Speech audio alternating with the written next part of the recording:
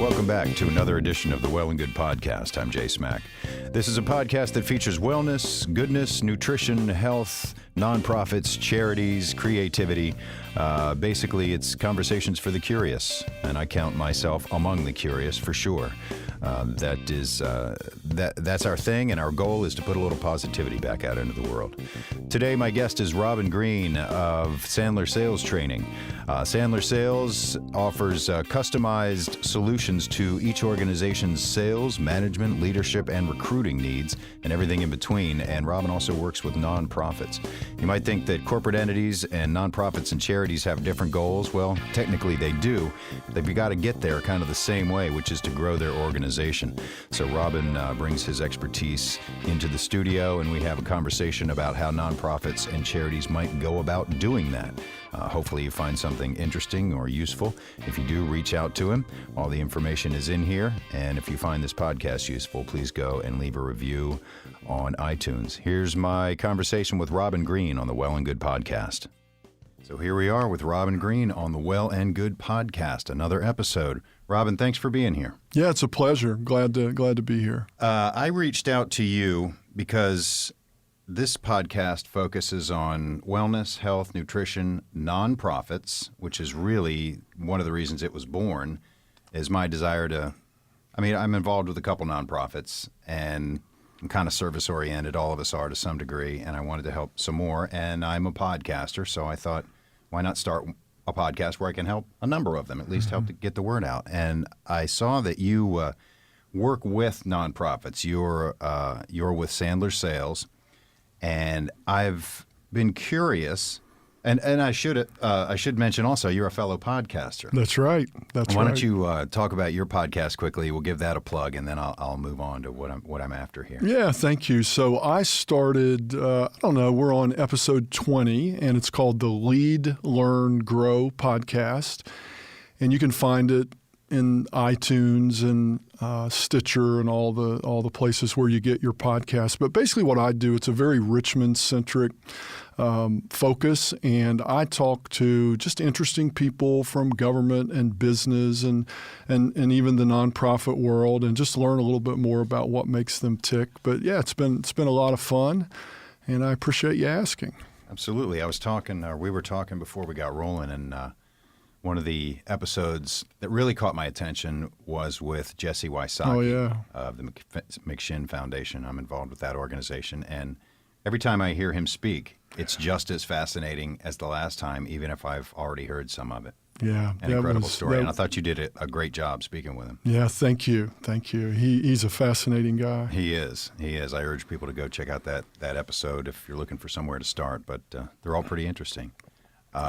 Okay, so my interest in inviting you on was to kind of, and I honestly hate this phrase, but pick your brain, maybe steal your knowledge a little bit about how organizations that are not set up to make a profit sell themselves, sell their mission, attract donors, volunteers, interest.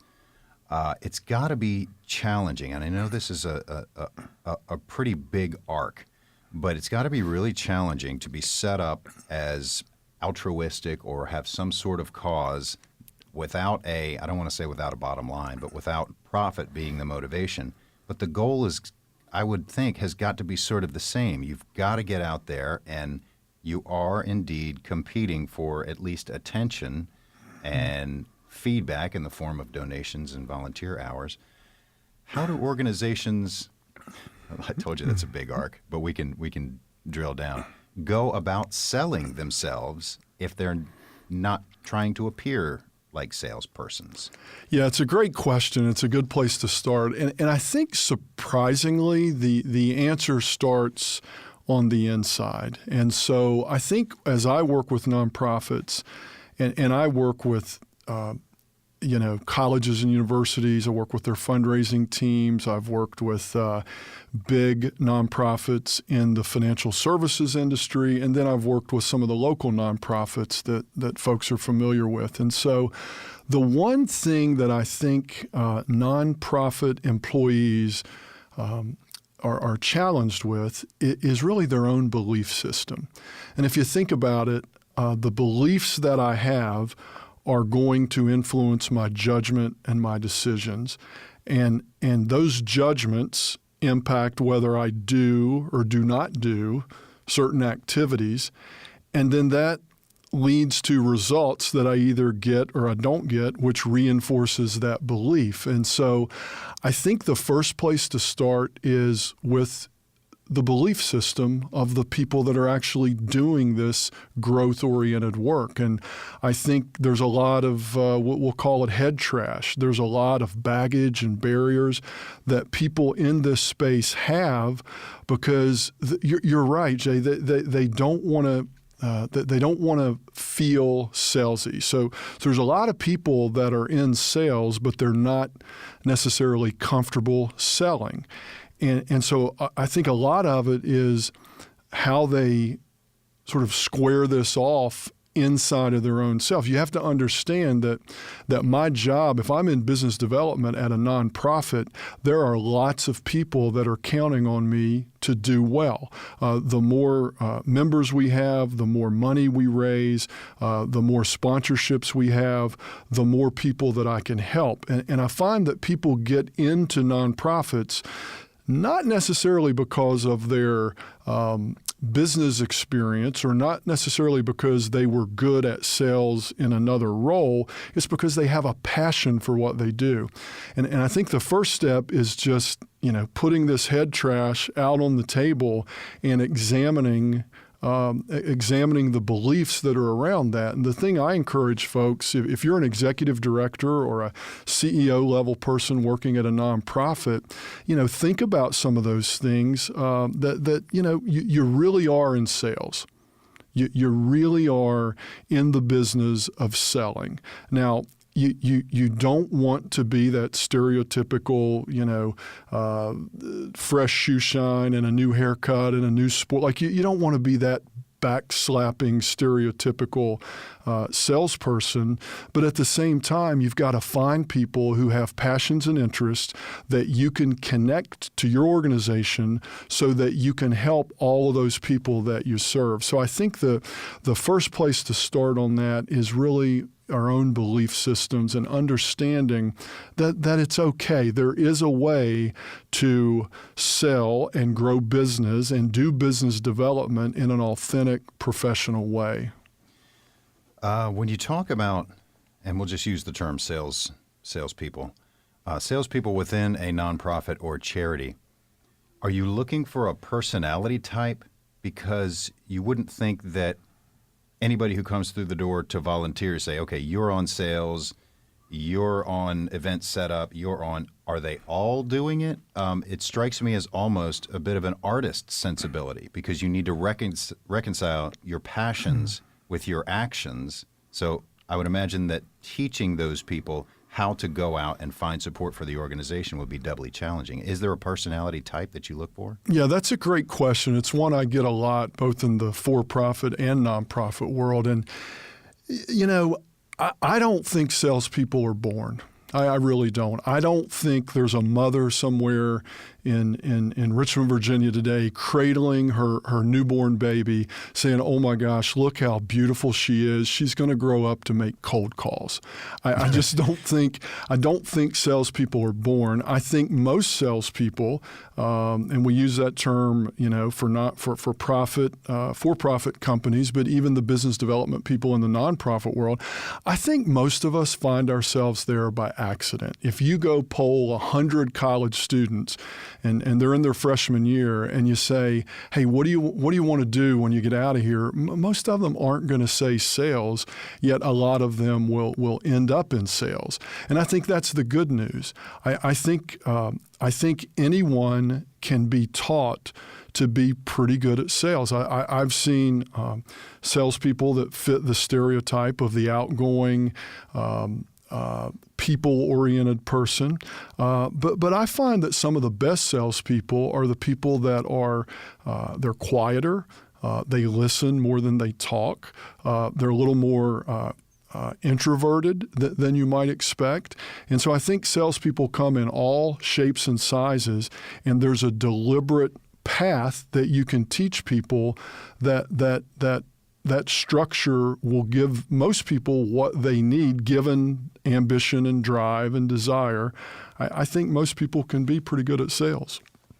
It's really interesting, and it sounds like the archetypal image of a salesperson has really what has been perpetuated, because what you're describing, and you've heard it a million times, sales is about relationships. Mm-hmm. And people have relationships with nonprofits, with businesses they like. You know, if they like a certain brand, they tend to be loyal. And yet this archetypal image of the the Herb Tarlicks of the world is perpetuated. And also what you said about introverts, I've heard that as well. And that seems counterintuitive, mm-hmm. because it seems like you have to get out there. I guess it's the image of the cold call, whereas really if you build relationships and have a client list or a list of donors, anything else, that is going to work for you more than you going and knocking on doors and doing cold calls. Yeah, and I think it is. It's very counterintuitive. And I think even within people that are sales professionals, I think sometimes don't make these connections. But honestly, one of the biggest challenges that companies have is when they hire salespeople, they hire for that quote-unquote relationship person. But in my experience, I have found that sometimes that is a recipe for hiring a mediocre salesperson. Because if you think about it, if I am relationship driven and I value our relationship more than the task at hand, more than closing the deal, it causes me maybe not to ask that important question that I think might make you uncomfortable. It causes me to take stalls and objections when, really you're just being nice, and you ask me to do free consulting by sending proposals that you're never going to look at. And so sometimes that really nice salesperson can often be a real challenge. What I want is I want a salesperson who is comfortable talking, say, 30% of the time instead of 70% of the time. You mentioned the artistry of it. And I do think there is a certain artistry. I think if we think about it in the nonprofit world, people that we engage with, they have a picture of what they might want this relationship to look like. They have it in their mind. When you go into the store to buy something or you're looking for a particular solution, you've got sort of a picture of what that looks like. In traditional sales and the stereotypical salesperson, it's really hard to uncover what that picture is if I'm talking and pitching and persuading and trying to convince you to do something. A surgeon, I think about the science piece. A surgeon's tool is a scalpel. If you think about an artist who creates beautiful paintings, their tool is a brush. A great business development person, a great salesperson, their tool is questions. And so if I am a talk first person, it's really hard for me to pull out of you the picture that you have in your head, the challenges that you're having, in the nonprofit world, what your passions and interests are, and why, what is it that causes you to have interest in this particular cause. And so I think that the introspect. I teasingly say it's like a smiling, cool hand Luke. I want someone that is friendly, but I also want someone who is maybe a little more unemotional, and they're able to read the situation. They're able to be in the background at the appropriate time, and then at the appropriate time, they're ready to sort of take the lead. And so that's kind of the picture that I think successful salespeople portray. In your training experience, and sales experience and experience with salespeople, how difficult do you find it, or have you found it, to get people to listen? as part of the sales process, the salesperson, the representative themselves, as opposed to waiting to insert their next line. And ironically, it's a lot like an interview. If you're not listening, just waiting to think of your next question, you're going to miss something. How important is listening? Yeah, it's very important. And I think if you think about it, most of us have had very little training on how to be a great listener. You know, we all want to be active listeners, right? Where we're really engaged in the conversation and we're asking follow-up questions and we're helping pull out of the person what they're really trying to get at. But I find that in the world of sales, we often have either passive listeners who go in and they say, okay, I've got to be a listener, so I've got to take notes and I've got to write everything down. And so they go a little too far on one end of the continuum to where there's little engagement. But then the thing I see more than anything else are combative listeners where, you know, I can't wait for you to stop talking so I can insert myself. And I always think about this. We've all met people that the minute we stop speaking, they jump in with their statement or the next question or whatever. And I always think about, you know, if I am that quick on the trigger, well, there's a pretty good chance I've spent the last 8 or 10 seconds thinking about what I'm going to say. And, you know, that is the kind of thing that gets in the way of our listening skills. And so I think that we all know how to be good listeners, but I think sometimes we don't have the awareness. We sort of forget how important it is. But you're right. One of the greatest compliments you can pay someone is really to listen to them. And I tell my clients, you know, squint with your ears. Squint with your ears. You know, like you squint with your eyes, just squint with your ears and really let that other person know that you value what they're saying enough to really tune in and listen. That's fascinating. I have a couple lists here, just tips that I did in prepping for this. And this was advice given to nonprofits on how to sell themselves a little bit better. And you can see the parallels. Feel free to comment on it or not. But they say to definitely use social media, focus on their best content, put their best foot forward, cultivate influential partnerships. And this is all for nonprofits. And you can see the parallels to a for-profit business. Cultivate influential partnerships, email marketing, book speaking engagements, which really is the same thing as FaceTime. And then grants, which is interesting. That's sort of a form of sales, exploring grant opportunities to help your bottom line, for a lack of a better description. Are there any absolute don'ts for nonprofits or charities trying to sell themselves and attract donors or volunteers or interest? Yeah, it's a great question. I mean, I think there are. The thing that comes to mind is more of an attitude. And maybe to pan back from that, if you really think about what's required to be great at these selling activities and to be great in business development and sales, you know, I've got to think about, well, what's the attitude that I need to have? So what are my belief systems? You know, a lot of folks struggle with things as simple as like self-image.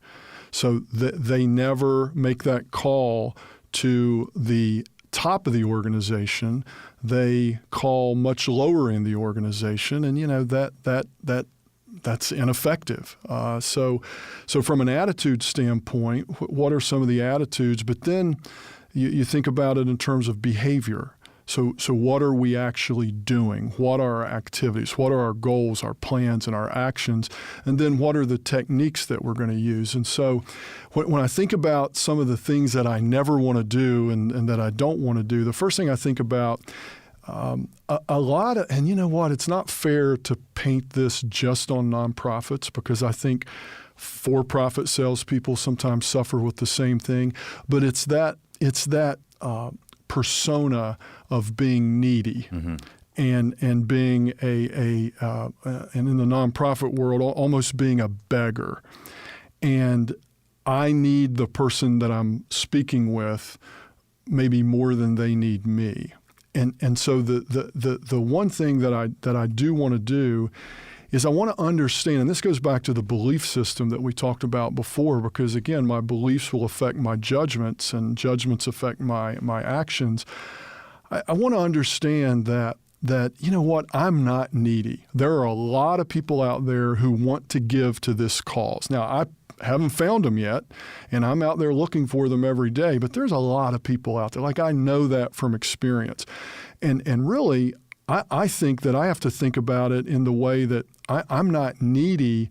I am a person who takes care of needs. There are people that I am representing that have needs. I don't have needs because, look, I know I'm going to be successful as long as I do the right behaviors. I'm going to be successful. But if I'm sitting across the table from you in a selling situation, I'm there because I'm representing an organization that has lots of needs, and you may or may not have passions and interests that align with those needs. And my job is to be that conduit and that facilitator to introduce you to all the great things that we're doing. And so the other thing I think about outside of the attitudinal types of things is it's just this idea of if I think about what not to do, one of the challenges we have is in sales, we talk too much. We just, nonprofit, profit, we talk too much. And there's an old, I don't know if I invented it or came up with it. I'm claiming it as mine. I've said it so many times, but it's really the 3 2s of selling. And so it's TOO. And the first is, don't talk too much, right? So we show up, we say, hey, how's it going? Well, let me tell you why I called. And what we start to do is we start telling people all about everything that we do. Oh, we've been in the market this long, and we've helped this many people, and we just built this, and we just raised money for that. And here's the problem with that. The problem with that is those are my reasons. Those are my interests. Those are my passions. They're not yours. And so my job is to figure out what makes you tick, what's underneath your desires and your passions and your interests. And I can't do that if I show up and talk. The other 2 is don't be too salesy, right? So when we start trying to persuade and convince, people typically put the wall up. Nobody likes to be sold. We all love to buy, but nobody likes to be sold. So when I start telling you what you should do and what you need to do, typically that puts up the wall, and we lose that authentic, genuine conversation. And so those are some things that when I think about what not to do, those are some big things that we see across the board. That's fascinating, especially given the similar goals of nonprofits and for-profits, because you often hear that for-profits use a sales technique of satisfying needs, satisfying the most basic human hierarchy of needs. Of course, first is survival, and why you need this, why your business needs this. If you don't have this product, your business will fail. But it doesn't really work like that with nonprofits. It's actually reversed, if I'm hearing you correctly, because the mission is the passion. So you're selling the passion, and it's why you see so many emotional commercials around nonprofits. The need, I guess in that perspective, would be the need to satisfy that emotional connection. That's right. And finding those people who have an emotional or personal connection. I hadn't really considered that ahead of time. The not acting needy, and it is a put off. Yeah. How do you counsel, say, brand new, young, small nonprofits, if you've worked with them, or salespeople, representatives for those nonprofits? That's got to be daunting because they're coming from ground one and they expect everyone to to relate to their identity, for lack of a better description. Brand new, green. What do you tell them starting out the gate? Yeah, and I think in some ways it's actually not a bad thing. I don't completely believe in the idea that, hey, they have no bad habits to break, but there's a certain element of that I think is true. But it's really all about communication. And so everybody has a communication preference, a communication style. And so I think when I get someone that's new, it's really important for them to learn a process. And so what most people do is they wing it. They show up, they hope they're charming enough, they're clever enough, they're funny enough, they're likable enough, so that finally you'll say yes and you'll write a check. And there's a lot of pressure. Like, I'm never funny enough, I'm never smart enough. That puts a lot of pressure on me as a salesperson. And so one of the best things that you can do to help someone is to give them a structure and give them a process and give them the steps that they're going to take so that they don't show up and wing it and try to sell based on the power of their personality, but they actually take a strategic, methodical, thinking path through the sales process. And I think the other thing, too, for new people and new organizations, as you mentioned, is I think understanding what it's going to take to be successful. So regardless of the mission and vision that we have, we've got to connect with people.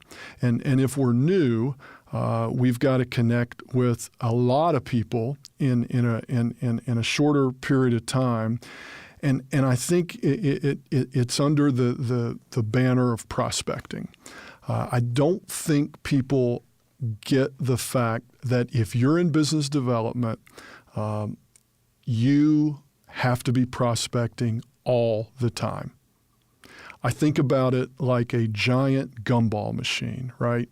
Because when you think about prospecting, the thing that cripples people, particularly newer people, is it may be the first time in their life that they've ever had regular rejection, that they've had people tell them no, and it's very disheartening. But if you think about a giant gumball machine and you say, you know what, I can see inside the gumball machine and there's lots of different colors of gumballs, and my favorite color is green.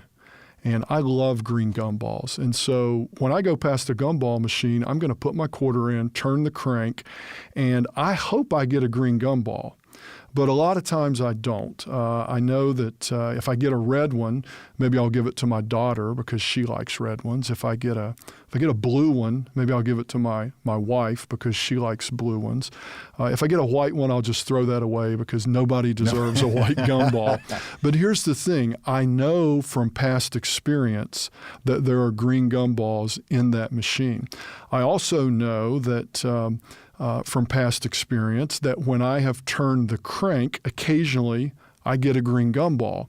And so it's a sort of a silly way to think about that idea of not being emotionally involved in the prospecting. So I have to always be prospecting. And I'm going to do that through a variety of ways. I'm going to do, networking events. I'm going to reach out and do cold calls. I'm going to ask for referrals. I'm going to go to LinkedIn and not just make posts, but I'm going to see who I know and who they're connected to. So if I know who my target prospect is, now I can do things to put myself in front of them. And I think that's one of the things that business development people often underplay is the idea that I have got to have a prospecting plan that I am executing every single day. And I can't just rely on going to my local networking event every other week. I can't just rely on the phone ringing. It's funny, when I talk to clients, for-profit and nonprofit, a lot of times they'll say, so where does your growth come from? So how do you find new people? How do you find new members? And people often say, well, we get a lot of referrals. So yeah, that makes sense. Of course, I would expect that you get a lot of referrals. But let me ask you this. How many referrals do you ask for on a weekly or monthly basis? And usually I get a blank stare because we're not asking for referrals.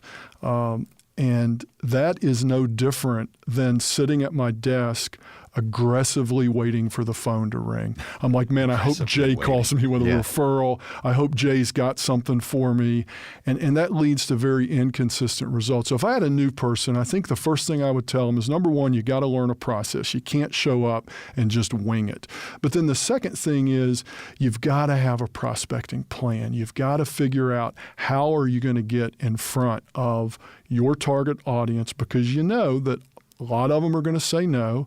A lot of them are going to say no, not right now, but there are going to be some who say yes. And I can't be passive in that pursuit. I've got to be doing it every single day. What's the difference then when it comes to not-for-profit or charities, things like that, between prospecting, maybe it's an individual, and maybe there's no difference, prospecting and promotions? And by that I mean, say, a huge event. Hey, come on out, the MS Walk. Is it the same thing? Are they two different tools? Or is prospecting different from promotions in some way? Yeah, I would say that a lot of marketing and a lot of events and those kinds of things that you're referring to, I think those are passive activities. And I don't say that in a negative way. Mm-hmm. I think when I have an email list and I've got 1,000 people that are getting this email, I do know that sometimes people will call. They'll respond. They'll take the action that I want them to take. I know that if I get enough people at this event, somebody's going to stop by and say, hey, I'd like to talk to you guys about X. But I don't have a lot of control over that. It's almost like I set it out there and I just hope that folks will take the next action. And you've heard it before, hope is not a strategy. And one of the big challenges that salespeople have, it's a very little known addiction, and it's called hopium.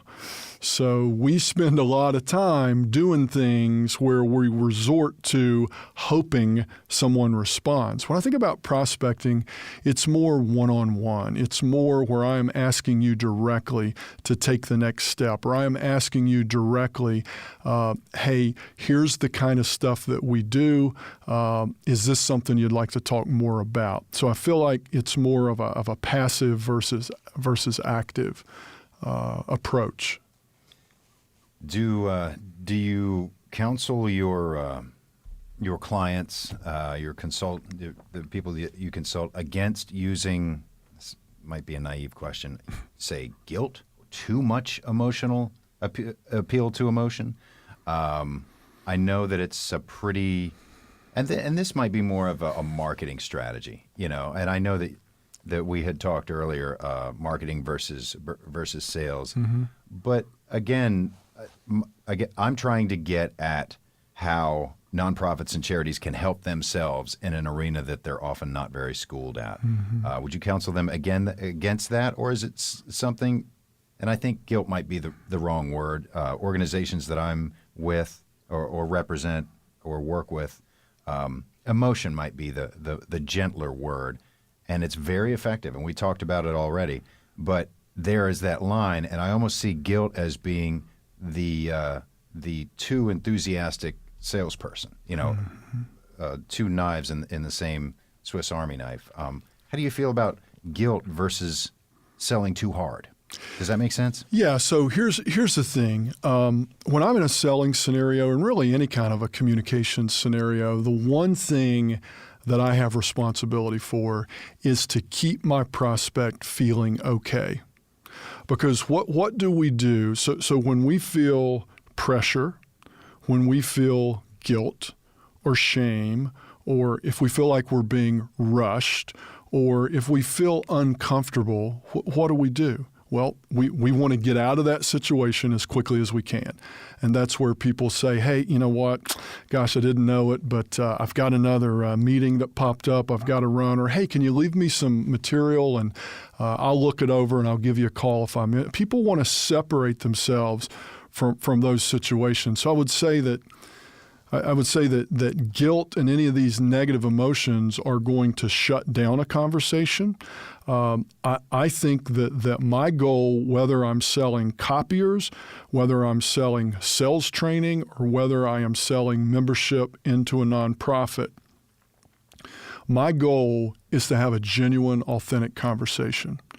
And so when I start using sales tactics and when I start sort of engaging in a disingenuous way, almost acting too salesy, that causes people to shut down. And that's not what I want. I want to get the truth on the table. And I just want to have a genuine, authentic conversation to see if the stuff that we're doing makes sense for you. Now, I will say, Jay, that I think you're exactly right on the direction you're going.